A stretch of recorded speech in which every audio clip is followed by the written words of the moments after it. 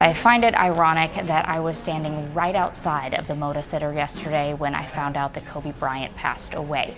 Kobe affected so much of my youth playing in that very building, the Moda Center, or as it was known during his playing years, the Rose Garden. So of course it was there that I found out he was gone forever. I wanted to talk a little bit about my experience personally with Kobe. For most people, their first heartbreak comes at the hands of a boy or a girl in school. For me, my first true heartbreak came in part because of one Kobe Bryant. The year was 2000 and I was 8 years old. The best analogy I could use is that I was perhaps flirting with sports. I didn't know much about them, sat down and watched every once in a while, but my feelings weren't all that serious. That all changed in the spring of 2000 when the Blazers played the Lakers in the Western Conference Finals.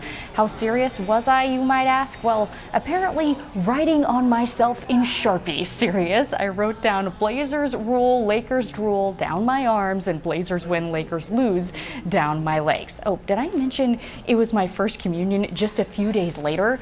God bless my mother for pulling off a minor miracle and somehow scrubbing all of the Sharpie off. Anyways, if you didn't get the picture, I was all in. Every day going into school, I began reading the sports page cover to cover. I remember hanging my backpack up and talking fervently to all the boys about the game the night before. The Blazers were going to the NBA championship.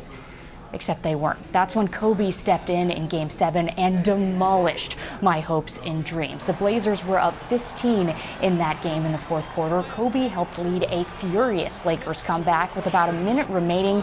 He put the nail in the coffin on back-to-back plays. First, a jumper over one of the most famous players in NBA history, Scottie Pippen, to give his team a 4-point lead. Then on the next possession, he sent a lob to Shaq, who laid down a thunderous dunk.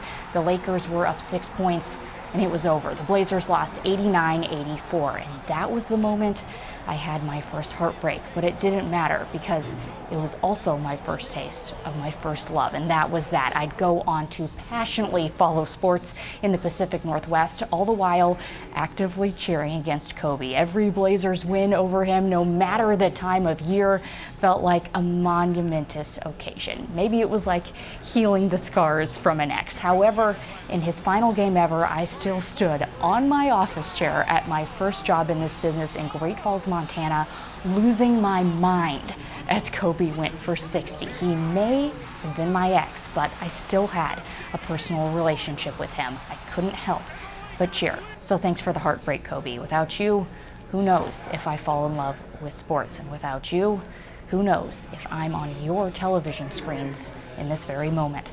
Reporting in Portland, I'm Brenna Greene, KREM 2 Sports.